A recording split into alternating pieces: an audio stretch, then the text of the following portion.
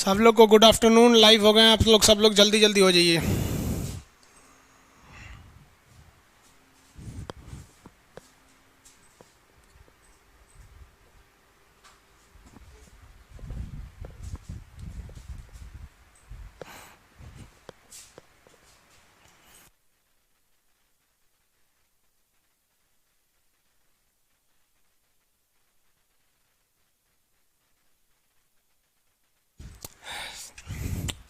Good afternoon सब लोग को। देखिए, इससे पिछले क्लास में जो फ्राइडे के दिन बैच अलाउंस था उस दिन एक भी क्लास नहीं हो पाया था। कुछ प्रॉब्लम थे, टेक्निकल प्रॉब्लम, जिस वजह से क्लास नहीं हो पाया था। बारिश बहुत ज़्यादा हो रही थी, इस वजह से कुछ नहीं, कई सारे टेक्निकल फॉल्ट आ गए सब। अब वो हम लोग फर्स्ट क्लास आज से करेंगे हम लोग नक्शा का। तो आज से हम लोग स्टार्ट करते हैं। देखिए, इस क्लास को सबसे बेहतरीन ढंग से वही समझेगा जिसको कुछ नहीं आता है। आप दिमाग से उतार दीजिए कि आपको कुछ आता है। आप यहाँ समझने बैठे कि मैप के बारे में आपको पढ़ना है, मानचित्र क्या होता है। मैप पढ़ेंगे, फिर एटलस पढ़ेंगे, फिर ग्लोब पढ़ेंगे, पॉलिटिकल, थेमेटिकल, ये सारी चीज़ों को आपको समझ में आएगा। ए टू जेड इस सारी की जिम्मेदारी आप हमको दे दीजिए, आपको टेंशन नहीं लेना है। देखिए, मैप क्या होता है, मानचित्र, हिंदी में उसे क्या कहते हैं, मानचित्र, मैप।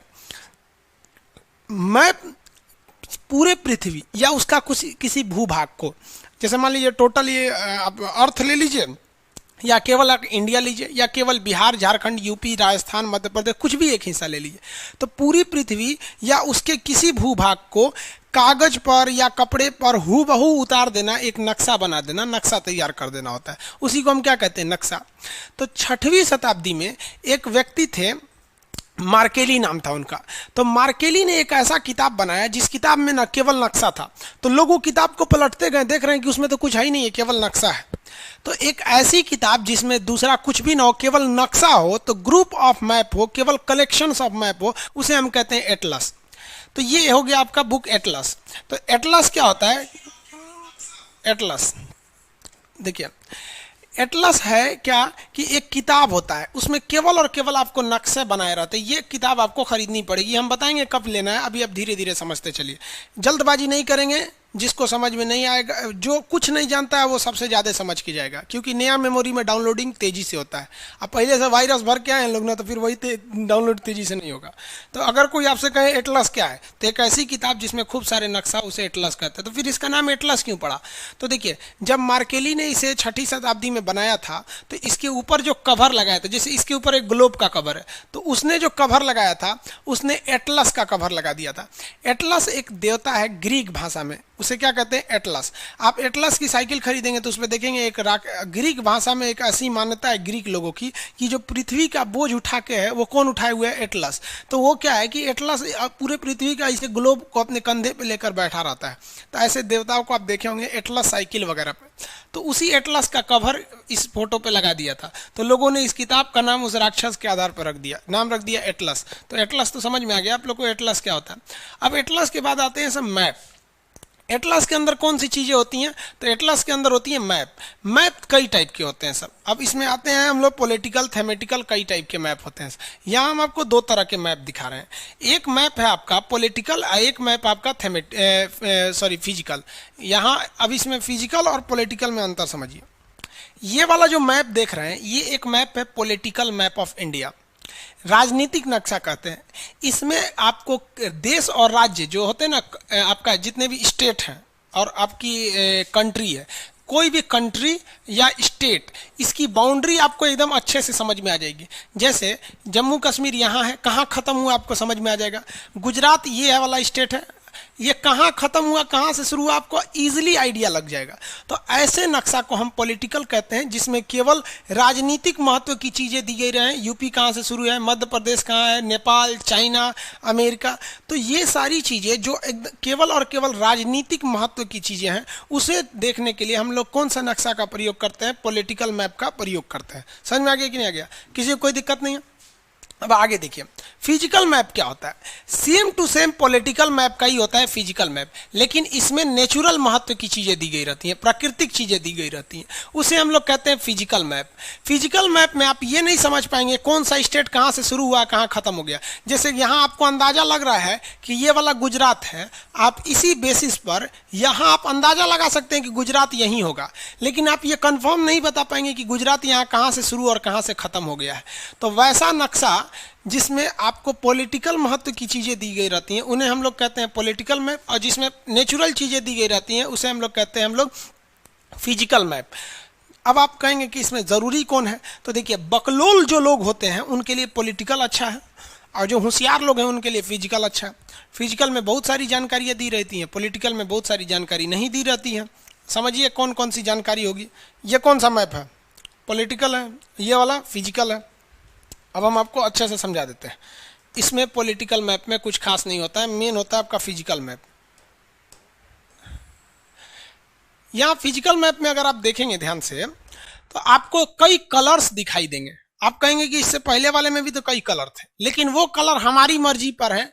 पॉलिटिकल मैप में आपकी मर्जी चलती है, आप जिस रंग से उसे रंगना चाहें रंग सकते हैं, लेकिन फिजिकल मैप में आपकी मर्जी नहीं चलेगी। फिजिकल मैप में है कि भूरा रंग से आपको पहाड़ रंगना है, तो यहाँ देख रहे हैं आपको भूरा रंग से क्या रंगा हुआ है, पहाड़। जम्मू कश्मीर, हिमाचल प्रदेश, उत्तराखंड, इसमें पहाड़ रंगे हुए हैं सब। आपको अगर ये दिख रहा होगा तो ये पहाड़ है। यहाँ सिक्किम में भी ब्राउन कलर है, यहाँ पे भी ब्राउन कलर है। ये ब्राउन कलर से ही पहाड़ रंग सकते हैं। तो ये फिजिकल में एक खासियत ये है कि अगर आपको कहीं पे भी ब्राउन कलर दिखाई देता है तो आप समझ जाइए कि वहां पर क्या चीज़ है, पहाड़ है। तो दिखाई क्लियर नहीं दे रहा है इसमें, देखें एक से।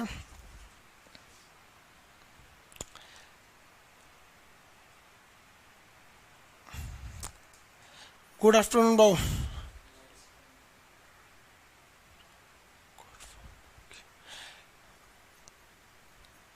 ओके बाबू, आप लोग को देखिए जब भी क्लास करना आप कर सकते हैं। इसके बाद भी अगर आपके पास मतलब इस टाइम नहीं कर सकते तो आगे भी कर सकते हैं, रिकॉर्डेड क्लास बचा हुआ रहेगा।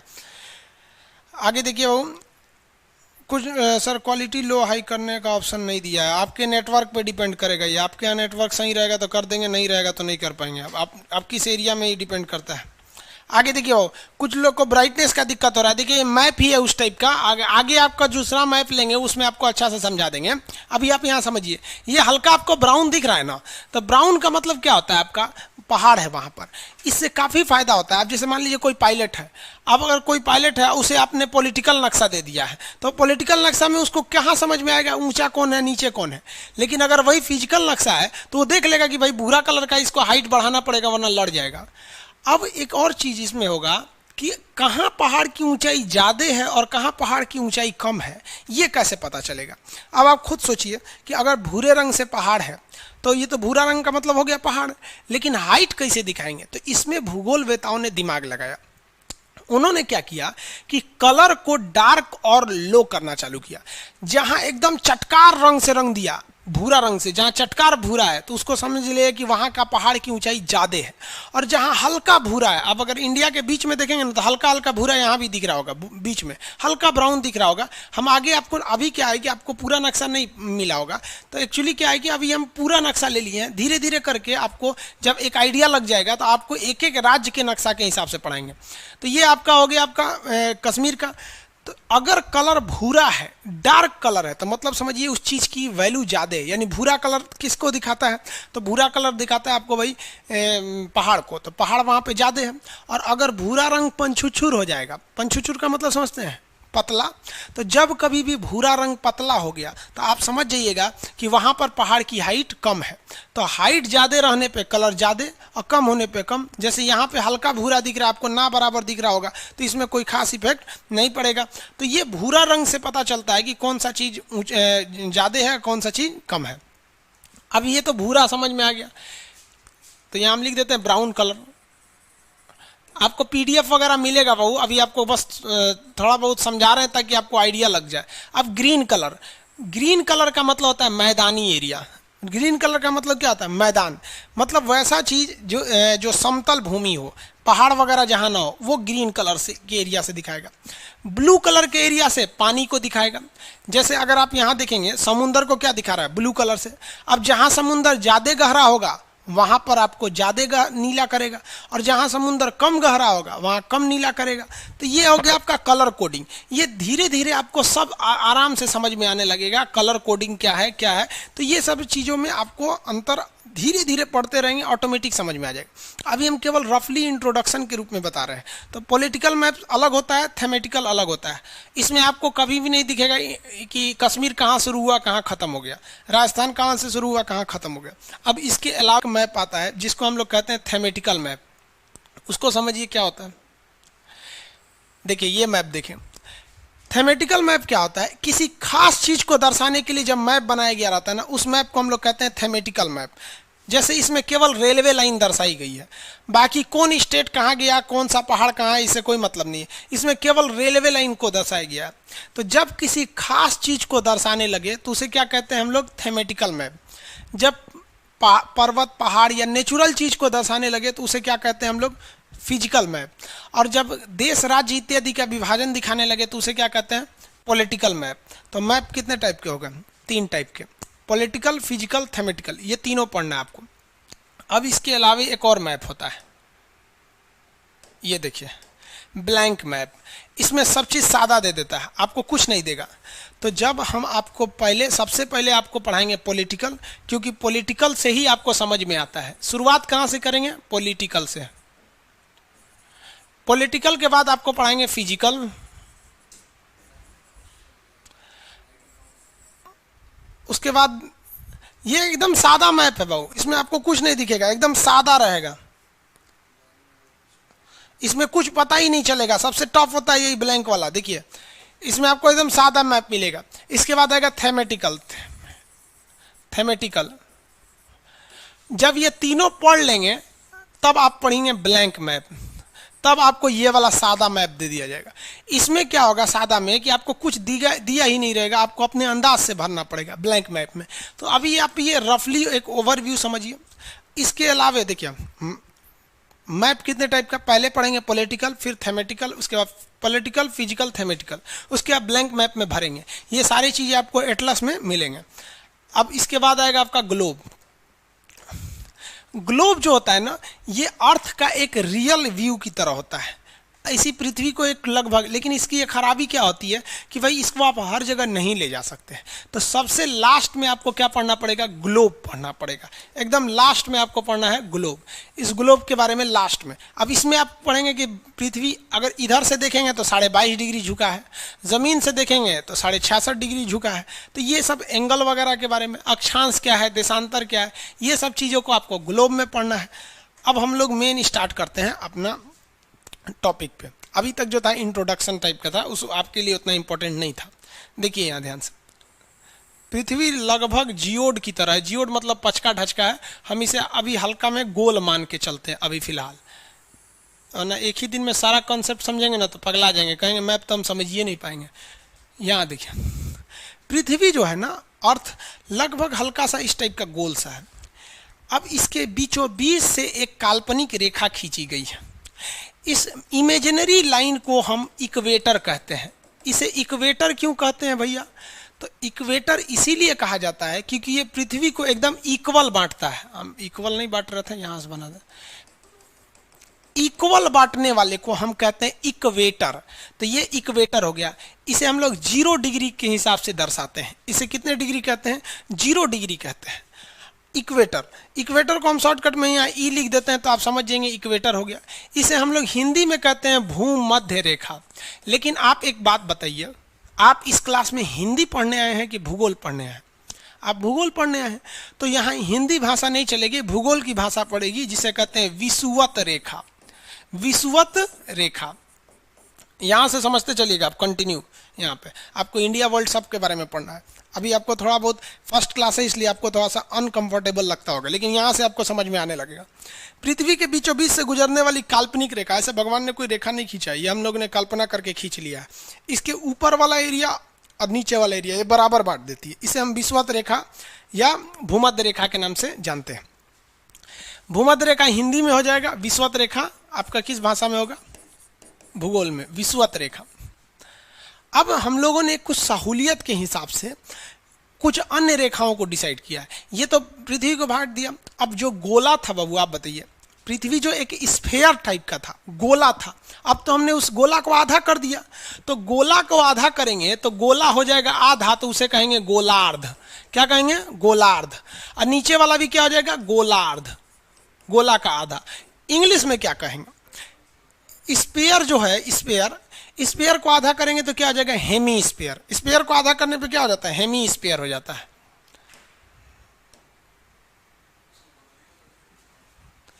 ये हो गया आपका हेमी स्पेयर। तो इसको हेमी स्पेयर, ये भी हेमी स्पेयर। ऊपर के भाग को उत्तर कहते हैं यानी नॉर्थ, और नीचे के भाग को दक्षिण कहते हैं यानी साउथ। अब धीरे धीरे एक एक चीज आपके साथ नया नया जुड़ते जाएगा। पृथ्वी को बीचों बीच से डिवाइड करने वाली रेखा को इंग्लिश में कहते हैं इक्वेटर लाइन, उसको एंगल में कहेंगे तो 0 डिग्री, हिंदी में कहेंगे भूमध्य रेखा, भूगोल में कहेंगे तो विषुवत रेखा। इसके ऊपर का आधा गोला गोलार्ध, नीचे का आधा गोला गोलार्ध। ऊपर वाला उत्तरी गोलार्ध, नीचे वाला दक्षिणी गोलार्ध। हम किस गोलार्ध में रहते हैं भैया, तो हम लोग रहते हैं उत्तरी गोलार्ध में। इंडिया टोटली ऊपर में है। अगर देखेंगे ना इंडिया को, तो इंडिया टोटली किस बार में, उत्तरी गोलार्ध में। तो हम लोग किस हेमिस्फीयर में, नॉर्दर्न हेमिस्फीयर में। अच्छा कौन हेमिस्फीयर है, नॉर्दर्न की साउदर्न? अच्छा तो भाई पूरी पृथ्वी है। नीचे में ना पानी ज़्यादा है, ऊपर में ज़मीन ज़्यादा है। तो दो चीज़ें समझ में आ गया। गोलार्ध आपको धीरे धीरे समझेंगे आराम से, जिसको कुछ नहीं आता है पूरा अच्छा से समझ जाएगा। अब एक चीज़ देखिए, अर्थ जो है ना हल्का सा इसे झुका हुआ है। ये क्या है, झुका हुआ है। अब ये कितने डिग्री झुका हुआ है, 23.5 डिग्री। कितने डिग्री, 23.5 डिग्री। आज से 1.25 लाख साल पहले, लगभग 15 करोड़ साल पहले ये 18 डिग्री पे झुका हुआ था। अभी भी ये 24 डिग्री झुक गया है। कुछ दिन बाद जब इसकी नापी होगी ना तो 24 डिग्री आ जाएगा। तो ये कितने डिग्री झुका हुआ है, तो 23 डिग्री, 23.5 डिग्री। तो यहाँ से कितने डिग्री है, 23.5। तो 23.5 डिग्री के पास एक रेखा खींचेंगे ऊपर की ओर, और 23.5 डिग्री के पास एक रेखा खींचेंगे नीचे की ओर। अब आप कहेंगे कि सर ये सीधा क्यों नहीं खींच रहे हैं, तिरछा क्यों खींच रहे हैं? तो किसी भी फुटबॉल के ऊपर आप अगर सीधा रेखा खींचेंगे तो सीधा खींचेबे नहीं करेगा। रियल में अगर आप फुटबॉल लेके खींचेंगे ना तो तिरछे खींचेंगे सीधा, लेकिन दूर से कैसा लगेगा, तिरछा। तो ये 23.5 पे है, ठीक है। ये भी नीचे वाला 23.5। हम ये 23.5 क्यों लिए हैं, क्योंकि पृथ्वी 23.5 डिग्री पे झुकी हुई है। अब यहाँ देखिए, तो यहाँ से हमने जो 23.5 ऊपर वाला लिया और 23.5 नीचे वाला ले लिया। ये कितना है भैया, 23.5 डिग्री, और ये भी कितना है, 23.5 डिग्री। अब आप बताइए, ये तो उत्तर दिशा में हो गया नॉर्थ, और ये तो साउथ हो गया दक्षिण दिशा में। अब दो चीज़ें यहाँ समझिए, ये डिग्री निकालते कैसे हैं, ये आप ग्लोब में पढ़ेंगे। फर्स्ट क्लास में आप ग्लोब नहीं पढ़ेंगे, पहले आप मैपिंग पढ़ेंगे। जब मैप कंप्लीट हो जाएगा तब आप ये एटलस देखेंगे। जब पूरी दुनिया का आइडिया लग जाएगा तब ग्लोब में समझेंगे। आपके मन में एक जिज्ञासा आ रही होगी, सर अक्षांश क्या है, लॉन्गिट्यूड लेटीट्यूड, लेकिन अभी आप उसको समझ नहीं पाएंगे। बैटरी ले तो डिस्चार्ज हो गया।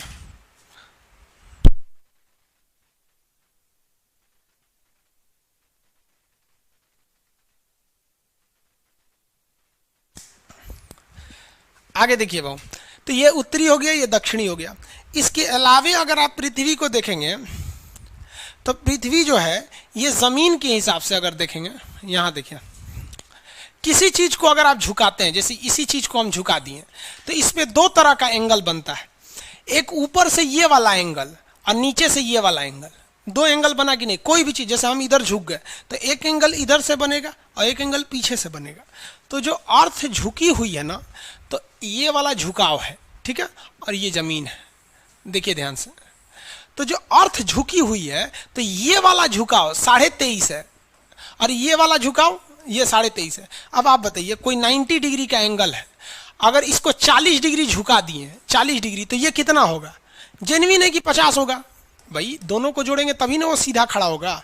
तो अगर पृथ्वी सीधा रहती तो 90 डिग्री रहता, लेकिन 23.5 झुक गई है, तो अंदर वाला कितना होगा? 66.5 होगा।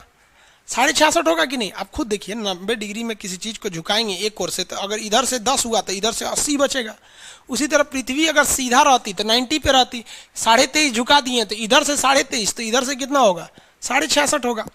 तो 66.5 डिग्री हो जाएगी पृथ्वी।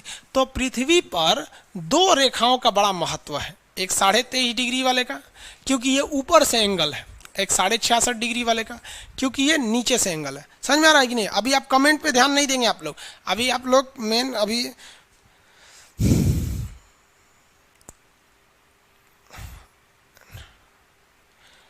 वैलिडिटी कितना होगा कोर्स का? भाई कोर्स खत्म हो जाएगा, वैलिडिटी खत्म हो जाएगा। आगे देखिए, ये सब प्रियांशु कुमार कह रहे हैं कि सर ये सब तो हम 6 में पढ़े थे, तो फिर 6 में पढ़े थे तो अभी तक आपका नौकरी हो जाना चाहिए था।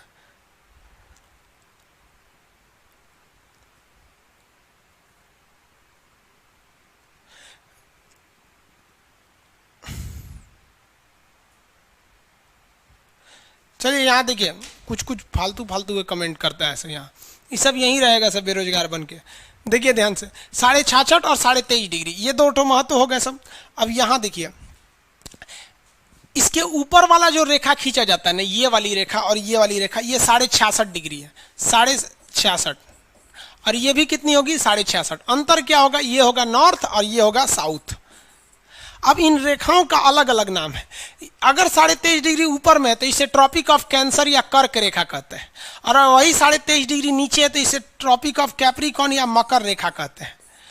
ट्रॉपिक ऑफ कैप्रिकॉर्न या मकर रेखा कहते हैं। ये दो रेखाएं हो गई सब यहाँ।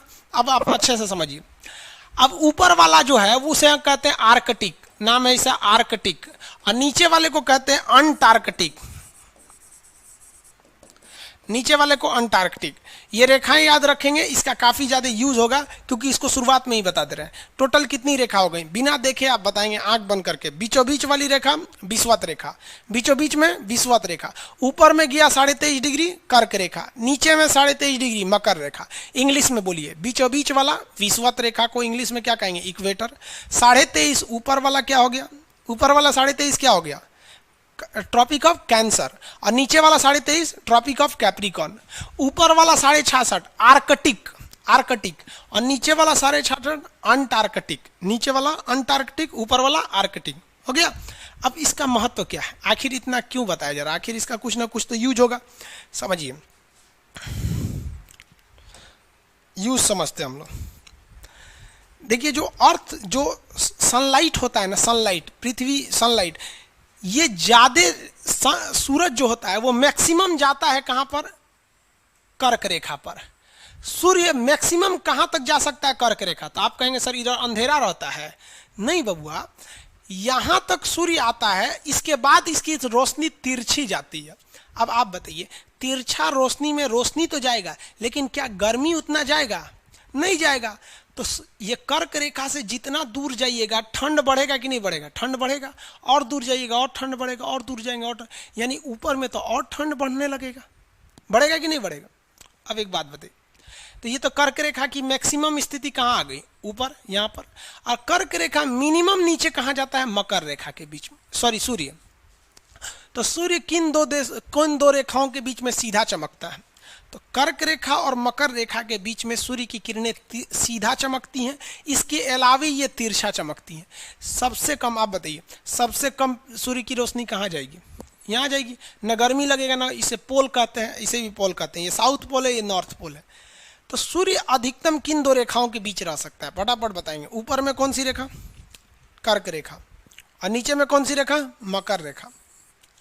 इन्हीं दोनों रेखाओं के बीच में सूर्य हमेशा चक्कर लगाता है, अदरवाइज में वो चक्कर नहीं लगाएगा। इन्हीं दोनों रेखाओं के बीच में वो क्या करेगा, चक्कर लगाएगा। अब एक बात बताइए, इसके ऊपर इधर तो सूर्य की किरणें तिरछी और इधर भी तिरछी, यानी यहाँ उतना गर्मी नहीं पड़ेगा जितना यहाँ पड़ेगा। तो कर्क रेखा और मकर रेखा के बीच के एरिया को हम क्या लिख सकते हैं, गर्म क्षेत्र लिख सकते हैं। बताइए, अगर हमने लिख दिया तो कुछ गलती किया, यहीं से इंटर द मिशन हो जाता है फटाफट। क्या हमने इसको गर्म क्षेत्र लिख दिया तो कुछ गलती किए हैं?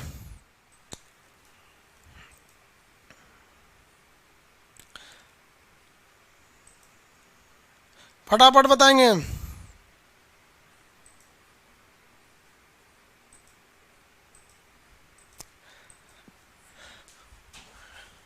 चलिए देखिए, यहाँ ये गर्म क्षेत्र होगा ही, गर्म क्षेत्र।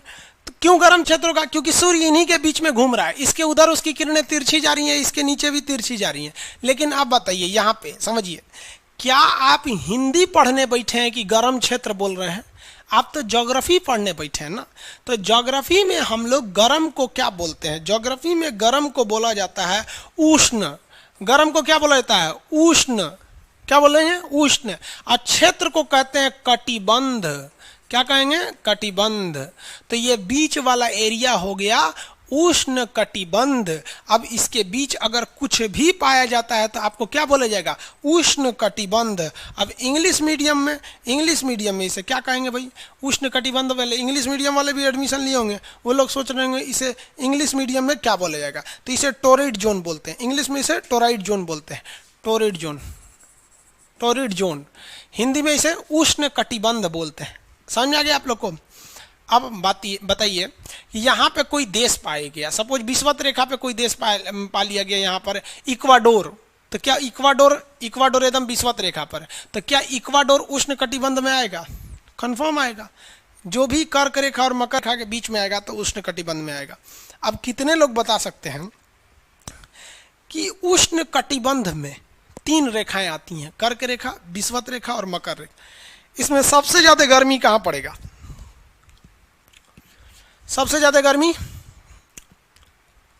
भैया विषुवत रेखा पे पड़ेगा, क्योंकि सूरज जब ऊपर जा रहा था तब भी यहाँ चमक के गया, और जब नीचे आ रहा था तब भी चमक के गया, तो सबसे ज्यादा गर्मी यहीं पे पड़ने वाली है। अब देखिए आगे ये वाले एरिया में कल्पना कीजिए, यहाँ देखिए, जब सूरज ऊपर गया होगा, कहाँ गया होगा, ऊपर में, यहाँ पर होगा, तब तो यहाँ पर नहीं होगा वो। तो जब ऊपर गया होगा तो ये वाला एरिया कैसा होगा, ठंडा। कैसा होगा, ठंडा। नीचे वाले की बात कर रहे हैं, ठंडा। और ये वाला एरिया कैसा हो गया होगा, गर्म, जब ये ऊपर होगा। जब यहां से सूरज नीचे आएगा, यहां पर इस वाले एरिया में, यहीं तक आ ही सकता है यहां पर, तो ये वाला एरिया अब कैसा हो जाएगा, जो ठंडा था वो कैसा हो जाएगा, गर्म हो जाएगा। लेकिन अब ये गर्म हो गया, अब ये वाला कैसा हो जाएगा, ये वाला हो जाएगा ठंडा। यानी हम ये कह सकते हैं कि ये वाला बीच का जो एरिया है ये ठंडा और गर्म दोनों हो जाएगा। इसमें दोनों चीजें देखी जाएंगी, ये ठंडा और गर्म दोनों हो जाएगा। अब बताइए, यहां फिर से नाम रखिए, ये ठंडा को हिंदी में कहते हैं शीत, ठंडा को हिंदी में शीत, और गर्म को क्या कहते हैं, उष्ण, गर्म को उष्ण। तो बताइए, तो शीत प्लस उष्ण क्या हो गया, शीतोष्ण। शीत प्लस उष्ण, इसको क्या बन गया, शीतोष्ण बन गया। तो यहां हो गया भैया इसका शीतोष्ण नाम हो गया, ये हो गया शीतोष्ण। शीतोष्ण इंग्लिश में इसे कहते हैं टेम्परेट जोन, इसे इंग्लिश में क्या कहेंगे, टेम्परेट जोन। शीतोष्ण कटिबंध, ये हो गया शीतोष्ण।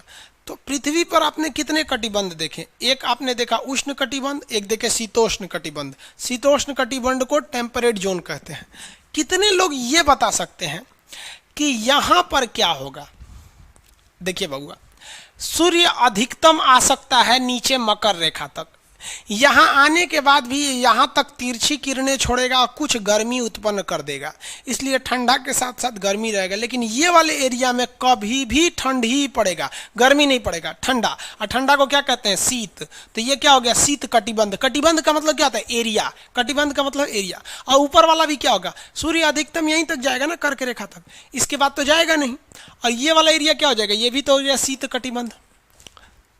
तो पूरे पृथ्वी को कितने कटिबंध में बांटे, ये शीत कटिबंध को इंग्लिश में क्या कहेंगे, फ्रिजिड जोन। फ्रिजिड, एकदम बर्फ जम जाता है वहां पे, उसी को क्या कहते हैं, फ्रिजिड जोन।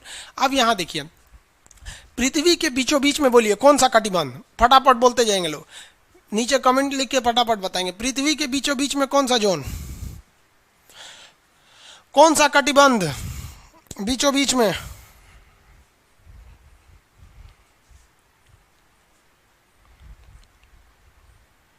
शीत कटिबंध, बीचों बीच में शीत कटिबंध आएगा।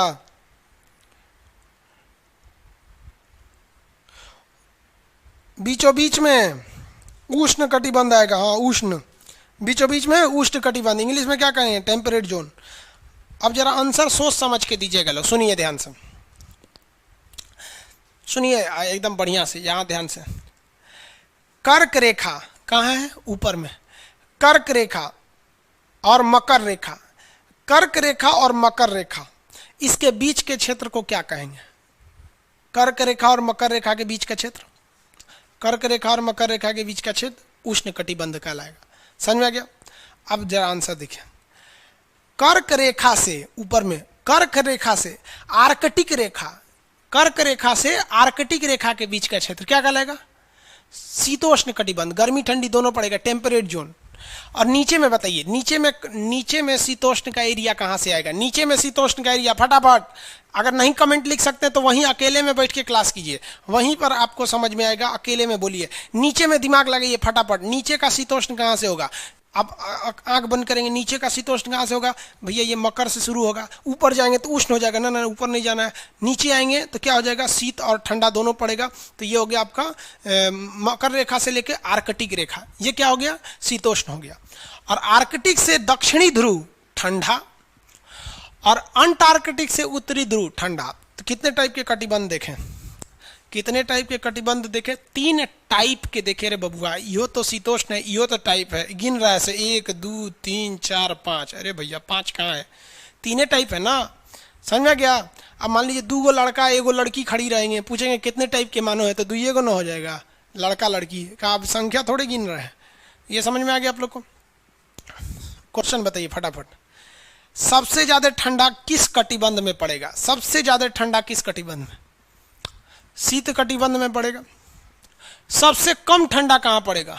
उष्ण कटिबंध में पड़ेगा। सबसे कम ठंडा कहाँ पड़ेगा? उष्ण कटिबंध में पड़ता है बाबू सबसे कम ठंडा। ठंडा गर्मी दोनों पड़ेगा, शीतोष्ण कटिबंध में ठंडा गर्मी दोनों पड़ेगा। एक आगे अब एक ये देखिए, यहाँ पे इस ग्लोब में देखिए,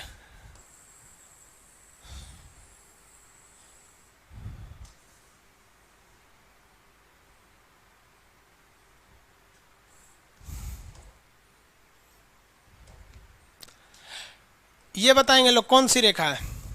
जल्दी फटाफट आंसर दीजिए, कौन सी रेखा है ये? आंसर देते रहिए आप लोग फटाफट। चलिए गुड, विषुवत रेखा है ये। कौन सी रेखा? विषुवत रेखा, इक्वेटर। चलिए अब हम आपको केवल एक एरिया घेर के बताते हैं, आप बताइएगा कौन सा कटिबंध होगा। बोलिए ये कौन सा कटिबंध होगा?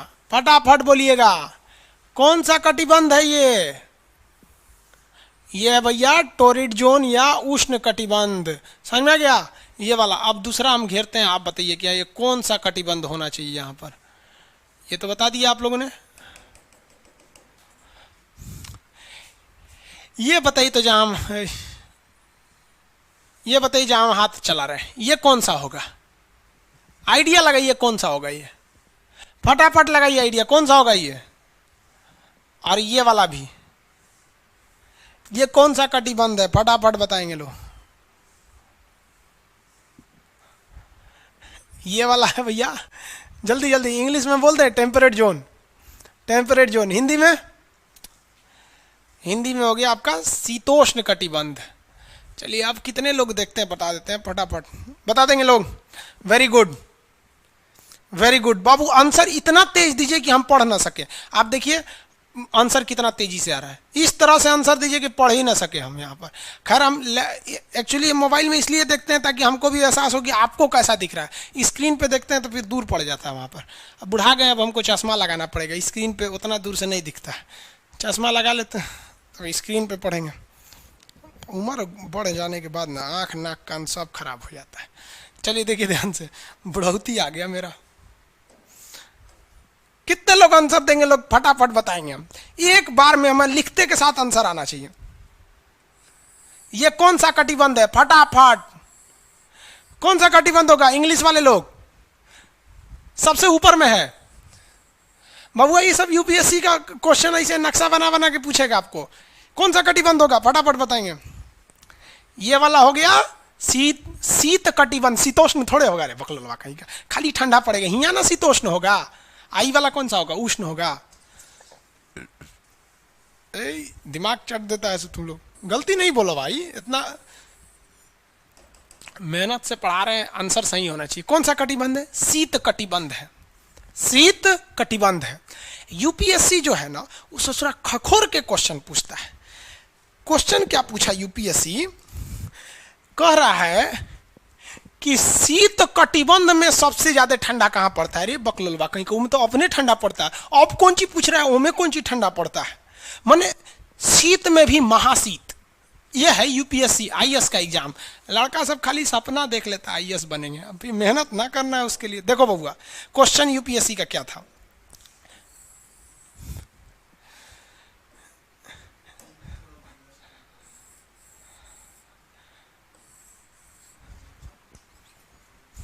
आवाज में झंझनाहट हो रहा है क्या? -10 कर देते हैं। अब कैसा आवाज?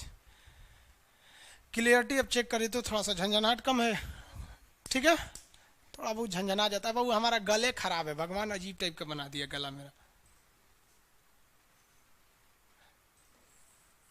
देखिए ये है हमारा शीत कटिबंध, लेकिन क्वेश्चन है शीत में भी महाशीत। तो शीत में भी महाशीत, शीत में भी महाशीत। आ जा बाबू आ जा। ये हमारा गोला हो गया पृथ्वी। देखिए गौर से देखिएगा, ये है शीत कटिबंध और ये भी है शीत कटिबंध। ये रेखा का नाम बोलिए फटाफट, रेखा कंप्लीट होने से पहले नाम आ जाना चाहिए। कौन से, क्या नाम है इसका? अरे जल्दी बोलो, कंप्लीट कर देते हैं। हाँ गुड, क्या नाम है इसका?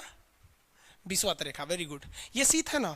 अब देख बबुआ, यहां पर एकरा दो भाग में हम बांट देते हैं, एकरो दो भाग में बांट देते हैं। ऊपरा वाला का नाम रख देते हैं एक, नीचे वाला का नाम रखते हैं दो। एक और दो।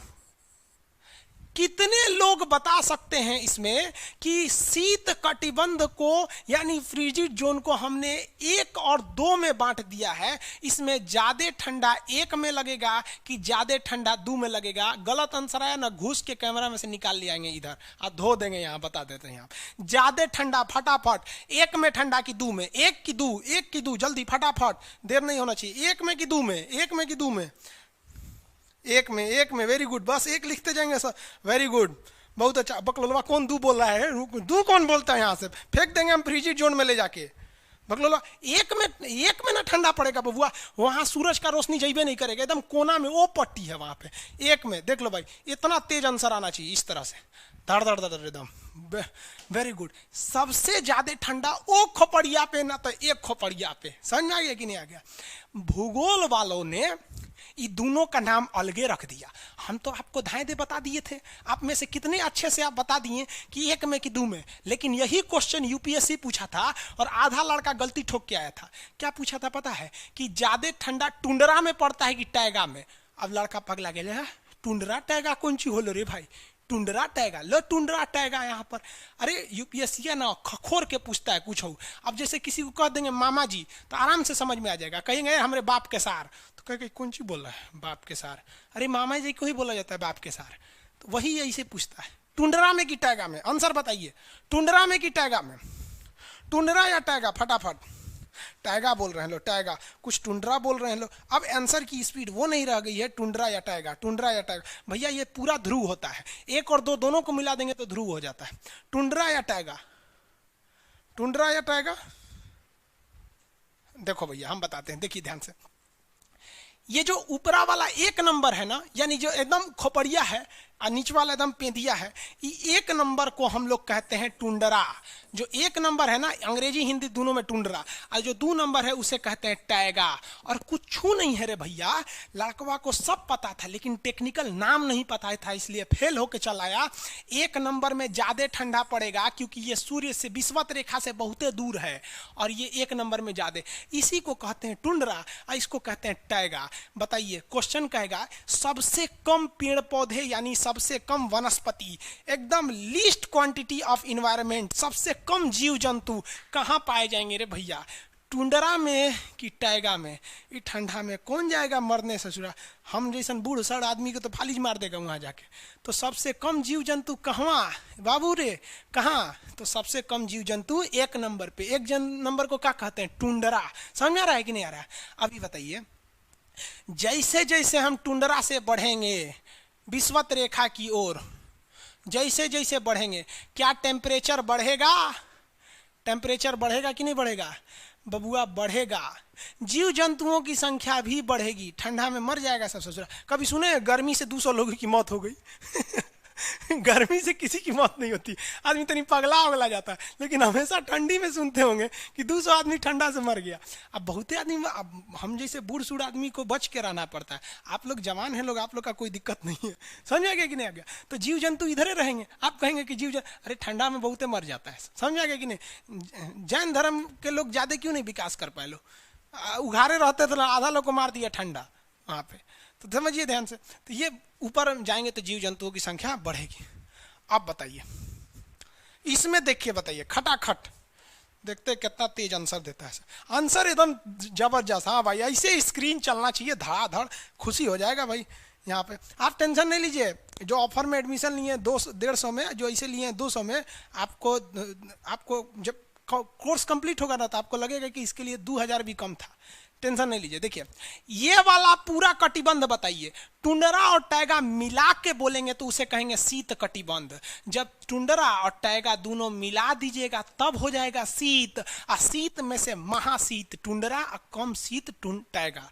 हई रेखा बोलो बबुआ, हई रेखा, विषुवत रेखा। बताओ बबुआ हई कौन सा क्षेत्र है? बताओ बबुआ, बीच वाला, जल्दी फटाफट। उष्ण कटिबंध। कौन सा कटिबंध? उष्ण कटिबंध। ये शीतोष्ण, ये शीतोष्ण, ये शीत कटिबंध। हो गया?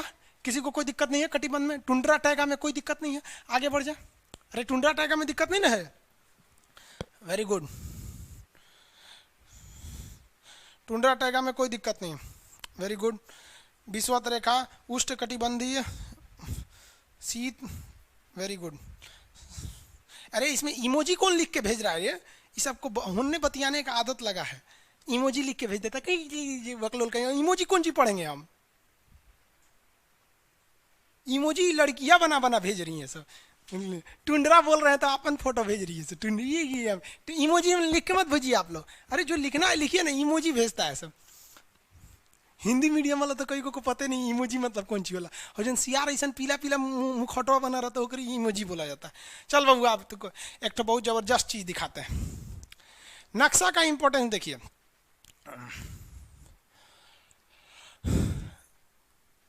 बाबू लोग ये देखो, ये हो गया ग्लोब, पूरा पृथ्वी। अब इसमें एक चकाचौंध से बचिए, देखिए ध्यान से। आप लोग को ये हल्का दिख रहा है? हाँ देखिए ध्यान से, हल्का सा दिख रहा है। इसमें देश नहीं देखना है बाबू। ब्राइटनेस घटा दे क्या?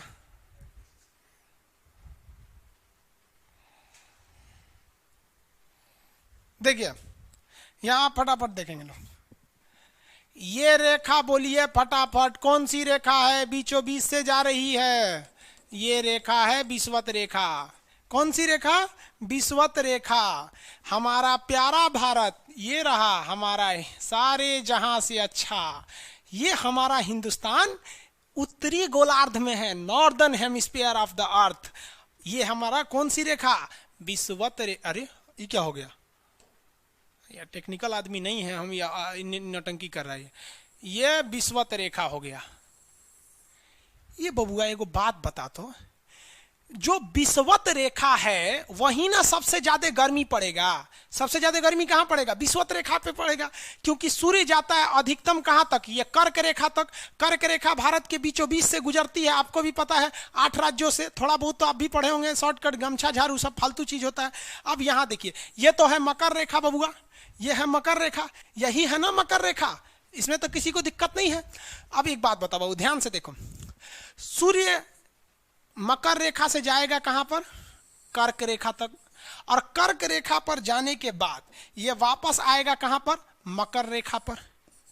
यानी कैंसर और ट्रॉपिकल इसी के बीच में घूमेगा ना, इसी के बीच में घूमेगा। अब जरा देखिए, जाते वक्त भी एक बार विषुवत रेखा पे चमक के गया सीधे, और आते वक्त भी एक बार विषुवत रेखा पे चमक गया, यानी 2 बार तो खड़े चमका। और जब सूर्य यहां पर होगा तो इधरों देख रहा होगा, इधरों देख रहा होगा, उस वक्त भी विषुवत रेखा को देख लिया। अब जब सूर्य नीचे होगा तो इधर भी देख रहा होगा, गर्मी दे रहा होगा, और इधर भी देख रहा होगा। यानी ससुरा अगर आप विषुवत रेखा पे रह गए ना, जान ले लेगा सूर्य आपका, इतना ना गर्मी करेगा।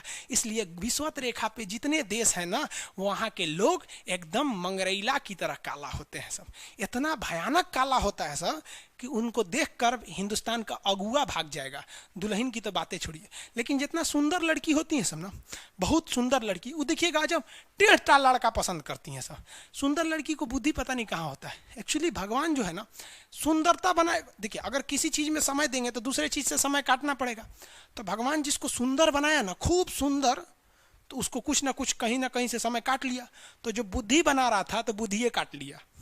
तो जितना देखिए, जितना सुंदर लड़की की रहेंगी सर, अजबे सबसे फसल रहती है सर, एकदम खौराइल रहेगा, खूब सुंदर लड़की लेके घूमेगा। आप देखिए ना, एकरे देख लीजिए, ऐश्वर्या राय को, सुजरा से कोना से बिया की हूँ, अभिषेक बच्चन, ओकरा से तो अच्छा अमिताभ था। सानिया मिर्जा को देख लीजिए, पगली, ओकरा पाकिस्तान मिलल था। बताइए, हम लोग उस टाइम खालिए थे लोग। हाँ, ये अजब हाल है भाई, अजब। प्रियंका चोपड़ा को देखिए, वो ऐसा ना जेसीबी ऐसा आदमी से शादी कैले, बुझाता हो का आदमी बुलडोजर है, तो वही हो गया हमें। तो यहाँ पे जितना मिलेगा सब ना, सब का सब मिलेगा, सब काला काला। और हिंदुस्तान में जो बनेगी आलिया, उसी को मिलेगा कालिया यहाँ पर। तो सबसे ज्यादा गर्मी बताओ बबुआ कहाँ पड़ेगा? विषुवत रेखा, इक्वेटर, जितना इक्वेटर का एरिया है सबसे भयानक गर्मी झेलता है। सबसे भयानक गर्मी कौन झेलेगा बबुआ? इक्वेटर वाला। अब एक बात बता बाबू ध्यान से, अगर हम इक्वेटर से दूर जाएंगे तो गर्मी पड़ेगा कि ठंडा? ठंडा पड़ेगा। गर्मी वाले एरिया में लोग काले हो जाते हैं और ठंडी वाले एरिया में गोरे हो जाते हैं। यानी विषुवत रेखा से जितना दूर जाएंगे आप गोरे होते जाएंगे और वहां ठंडा लगने लगेगा। विषुवत रेखा के पास आएंगे तो काले हो जाएंगे, गर्मी लगेगा। अब एक काम करते हैं, और ये क्या निकल गया? हाँ चलिए, क्वेश्चन देखिए, फटाफट बताइए आंसर। देखते हैं कितना समझदार हैं लोग, कितने इंटरेस्ट लेके पढ़ रहे हैं आप लोग। देखिए, ये हमारा हिंदुस्तान, इंडिया हमारा। चलो बबुआ, ये रेखा देखिए, कौन सी रेखा बताइए फटाफट? विषुवत रेखा। विषुवत रेखा है ना जी, पृथ्वी के बीचों बीच से जारी है। जैसे जैसे हम इससे दूर जाएंगे ठंडा पड़ेगा, लोग गोरे हो जाएंगे। जैसे जैसे करीब आएंगे गर्मी पड़ेगा, लोग काले हो जाएंगे। हिंदुस्तान में देख रहे बबुआ, हिंदुस्तान में जल्दी से फटाफट, अब कमेंट वमेंट ना बबुआ, फटाफट हिंदुस्तान, इंडिया में देखो, इंडिया में ये हमारा हिंदुस्तान। निचवा वाला केरला, तमिलनाडु विषुवत रेखा के एकदम करीब है। तो साउथ के लोग में गर्मी ज्यादा पड़ता है और साउथ के लोग काला काला होते हैं। लोग साउथ इंडिया के लोग देखिएगा गोरे नहीं होते हैं। लेकिन जैसे जैसे आप विषुवत रेखा से दूर जाएंगे ठंडी पड़ेगा और लोग गोरे हो जाएंगे। और ऊपर जाइए और गोरे होंगे, और ऊपर जाइए और गोरे होंगे। सबसे ऊपर चले जाइए, कश्मीर चले जाइए। कश्मीर में खूब ठंडा, कश्मीर की कली, वाह वाह, समझ में आ गया? वहां कोई फेयर एंड लवली की जरूरत नहीं है। कश्मीर के लड़का लड़की सब गोरे होते हैं लोग। और नीचे दक्षिण भारत में देखेंगे तो सब झौंसल मिलता है, सब कुछ कुछ हीरोइन गोरी हो जाती हैं सब। अब बाल्टी में सोच रहे फेयर एंड लवली घोर के में नहा लेगी से तो गोर ना हो जाएगी। उस समय भूगोल का नियम काम नहीं करता है यहाँ पर। समझ में आ रहा है कि नहीं आ रहा है? तो साउथ के लोग काले क्यों होते हैं? अब भैया साउथ वाले लोग बुरा नहीं मानिएगा, और काला होना बुरा क्या? हम खुद काला है, हम क्या दूसरे को बोलेंगे? हम सफेद कुर्ता पहन लेते हैं ना तो लगता है जैसे बतासा में चिमटा घुसा हुआ है। तो साउथ वाले सब काले ही होते हैं। काले से क्या दिक्कत है? हाँ, आपको फिर बताए ना, जितना काला रहता है उसको कैसा मिलती है सब। हाँ चलो ध्यान से देखो इधर। यहाँ समझिए, आप समझ में आया? कश्मीर के लोग गोरे काय होते? अच्छा, कश्मीर से तो ज्यादा गोर चाइना वाला होगा सर, ओसे गोर तो रूस वाला होगा सर। ऐसे रूस वाला को देखेंगे ना, व्लादिमीर पुतिन को देखिएगा तो लगेगा जैसे छीलल मुर्गी है। अंग्रेज सबको ऐसे कर देता है सो तो खून दिखने लगता है यहाँ पे लाल लाल। समझा कि नहीं? क्या भूगोल कितना इजी है ना? इजी नहीं है, बकलोल कहेंगे इजी नहीं लग रहा है इसको, सुतल है। आगे बढ़े तो जितने लोग विषुवत रेखा के करीब वाले हैं वो होंगे काले, बीवी में रहेगी गोरी। और जो ये कोई भूगोल का नियम नहीं है रे भाई, देखिए ध्यान से समझिए। अब ये तो कश्मीर वाला का मैटर समझ में आ गया आप लोग को। आगे बढ़े, अब यूपीएससी क्वेश्चन पूछा था कि विषुवत रेखा के पास का पेड़ का पत्ती चौड़ा होगा कि पतला? लड़का पगला गया, कहा गिरे ससुरा तो नहीं, ये कौन बात हुआ कि वहां का चौड़ा पत्ती होगा कि नहीं? अरे भाई आखिर पूछा तो आंसर होगा कि नहीं होगा? चौड़ा पत्ती होगा कि पतला पत्ती? मतलब चौड़ा होगा कि पतला, कैसा होगा आप बताएंगे? बहुत इजी है सर भाई, कोई चीज टफ नहीं है।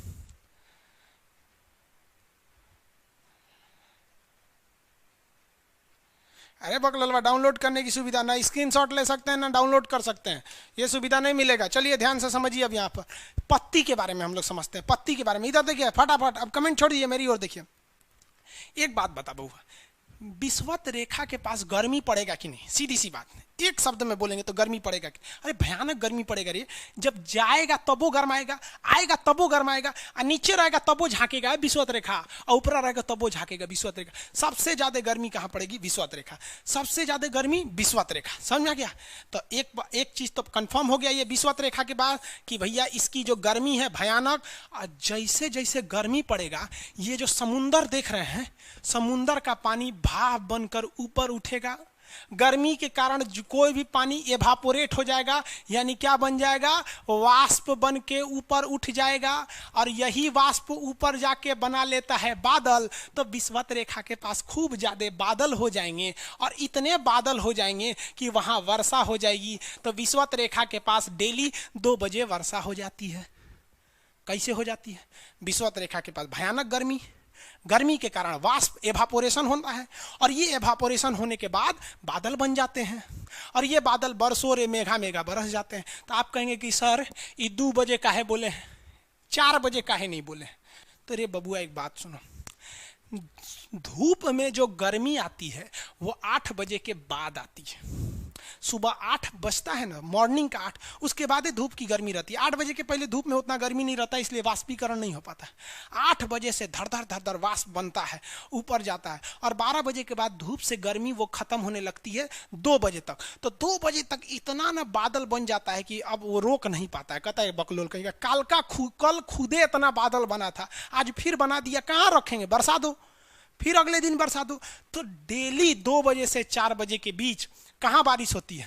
तो कोई सुनिए ध्यान से, क्वेश्चन पूछा था आपका छत्तीसगढ़ वाले में, तो छत्तीसगढ़ के पीसीएस के एग्जाम में क्वेश्चन पूछा था 2 से 4 में डेली वर्षा कहाँ होती है? तो लड़का मार दिया था मासीराम, मेघालय के चेरापूंजी मासीराम वहाँ भाई साहब 365 दिन वर्षा होती है।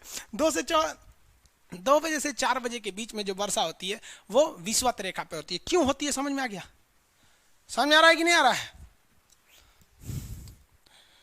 इंग्लिश में अरे बकलोल पीडीएफ चिल्लाता है यहाँ पे, इधर देखो, यहाँ इंग्लिश में भी बोलिए। अरे भाई वर्षा को रेन बोलते हैं, रेन 2 PM से। अरे गर्मी को हीट बोलते हैं, वाष्प को एवापोरेट बोलते हैं, बादल को क्लाउड बोलते हैं। ये कौन सी है? लंदन से आए हो भाई? हाँ, इतना तो समझ ही रहे हैं आप लोग।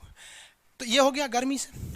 अब फिर कहेंगे कि इसको पत्ती से क्या लेना देना है? एक बात बताइए भैया, जहां बारिश ज्यादा होगी वहां पेड़ पौधे निकलेंगे कि नहीं निकलेंगे?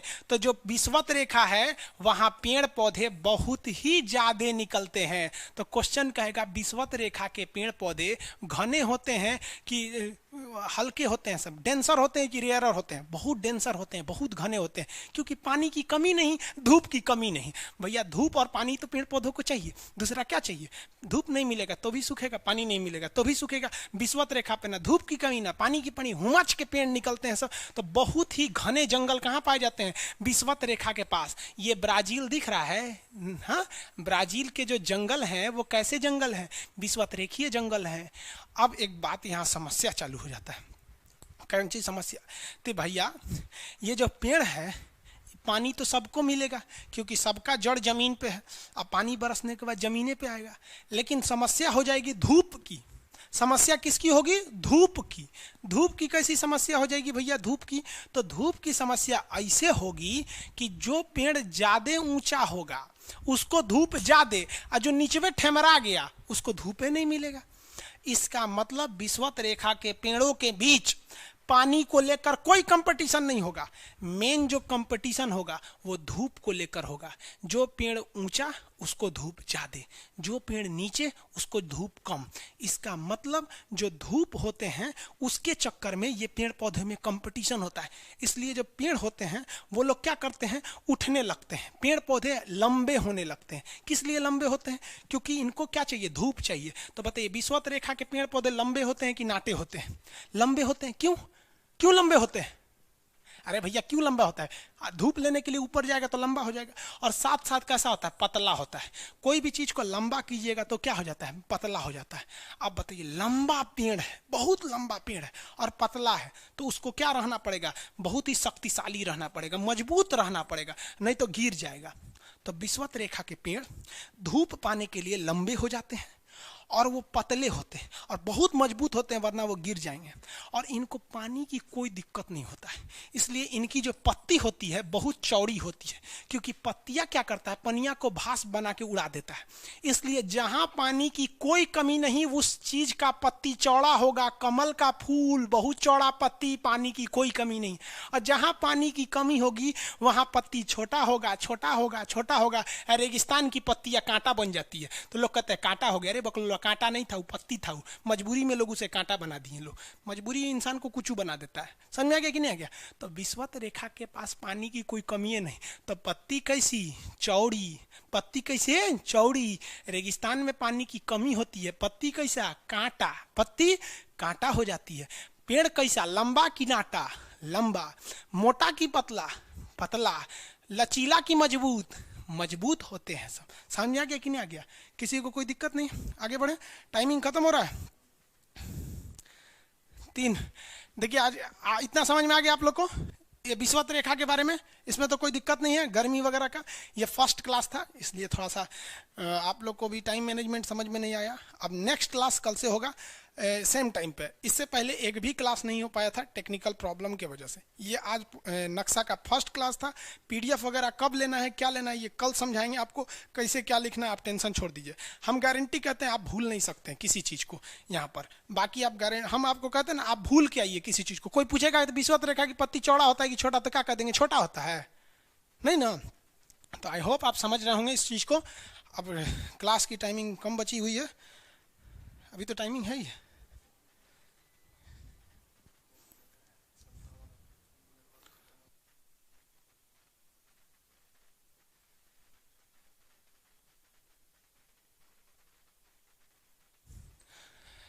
चलिए, तो आप लोग को आज के लिए इतना ही रहने देते हैं, फिर मिलेंगे नेक्स्ट क्लास में। आपको सारी चीज़ों को समझा देंगे। आई होप आप इसको समझे होंगे। नेक्स्ट क्लास में मिलेंगे। जय हिंद। आपको कोई समस्या नहीं होगी। आप फर्स्ट क्लास है इसलिए आप लोग को कुछ कन्फ्यूजन हो रहा होगा।